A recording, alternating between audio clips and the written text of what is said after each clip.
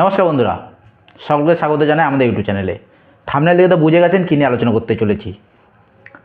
আপনারা জানেন পশ্চিমবঙ্গে বিধানসভা ভোট চলে এসেছে, আর মাত্র কয়েকটা দিন বাকি, 1 মাস বলা চলে। সেই জায়গায় দাঁড়িয়ে এই মালদা বিধানসভা, আপনারা জানেন মালদাতে টোটাল 12টা বিধানসভা আছে। এই 12টা বিধানসভার মধ্যে কোন দল এই মুহূর্তে কতটা এগিয়ে রয়েছে তা আপনাদের মাঝে আমি আলোচনা করছি।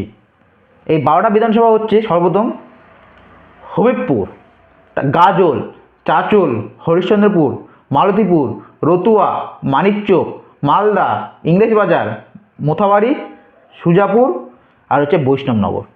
এই টোটাল 12টা কেন্দ্র। এই 12টা কেন্দ্রের মধ্যে কোন দল কতটা এগিয়ে রয়েছে আপনাদের মাঝে আজকে আলোচনা করছি। সর্বপ্রথমে আসছে হবিবপুর। এই হবিবপুর থেকে 2026 সাল বিধানসভায় একটা হাড্ডাহাড্ডি লড়াই হবে তৃণমূল কংগ্রেস বনাম কংগ্রেসের মধ্যে, এবং এখান থেকে একটু হলেও তৃণমূল কংগ্রেস এগিয়ে থাকবে। গাজল বিধানসভা, এই গাজল বিধানসভায় এবার ত্রিমুখী লড়াই হবে। একটা তৃণমূল কংগ্রেস বনাম কংগ্রেস, তার সাথে বিজেপি। এখানে একটু হলেও এইখান থেকে বিজেপি এগিয়ে থাকবে। এরপর আসছে চাঁচল বিধানসভা। এই চাঁচল বিধানসভাও এবার ত্রিমুখী লড়াই হবে জোটের সঙ্গে তৃণমূল কংগ্রেস এবং বিজেপি, এবং এই চাঁচল বিধানসভা থেকে একটু হলেও বিজেপি এগিয়ে রয়েছে। এরপর আসছে হরিশ্চন্দ্রপুর। এই হরিশ্চন্দ্রপুর এবার দুমুখী লড়াই হবে, কংগ্রেস বনাম তৃণমূল কংগ্রেস, এবং এই হরিশ্চন্দ্রপুর থেকে এবার একটু হলেও তৃণমূল কংগ্রেস এগিয়ে থাকবে হরিশ্চন্দ্রপুর থেকে। মালতীপুর, মালতীপুর থেকে এবার ত্রিমুখী লড়াই হবে,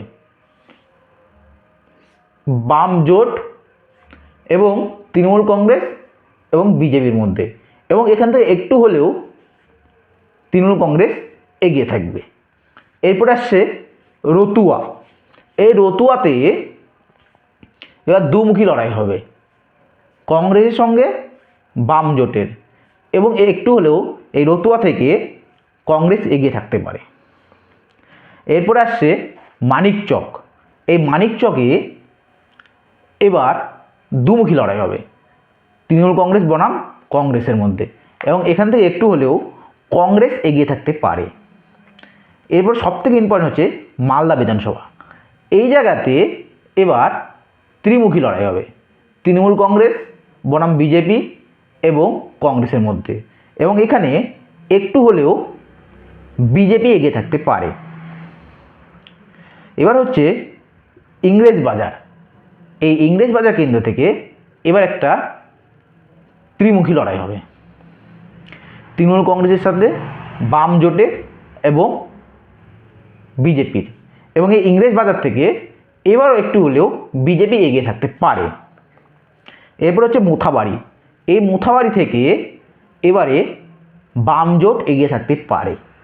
সুজাপুর, এই সুজাপুর কেন্দ্র থেকে এবারও কিন্তু তৃণমূল কংগ্রেস এগিয়ে থাকবে। বৈষ্ণবনগর, এই বৈষ্ণবনগর থেকে তৃণমূল কংগ্রেস বনাম বিজেপির একটা হাড্ডাহাড্ডি লড়াই হয়ে এখান থেকে কিন্তু তৃণমূল কংগ্রেস আপাতত এগিয়ে থাকতে পারে। জানি না কী হবে, তবে কিন্তু মে মাসের 4 তারিখে রেজাল্টে প্রকাশ হলে বোঝা যাবে, কারণ অনেক সময় সমীক্ষা ভুলও হতে পারে এবং ঠিকও হতে পারে। এই সমীক্ষায় যে সব জায়গাতে মিলে যাবে তার কোনো মানে নেই, কারণ অনেক সময় দেখা গেছে সমীক্ষা ভুল হয়ে থাকে। তো বন্ধুরা, এই ছিল আজকের ভিডিও। আপনারা কমেন্ট করে জানান যে কোন বিধানসভা থেকে কে এগিয়ে রয়েছে। আপনাদের একটা কমেন্ট আমাদেরকে মোটিভেশন করে নেক্সট ভিডিও বানানোর জন্য। তো বন্ধু, দেখা হচ্ছে পরবর্তী ভিডিওতে।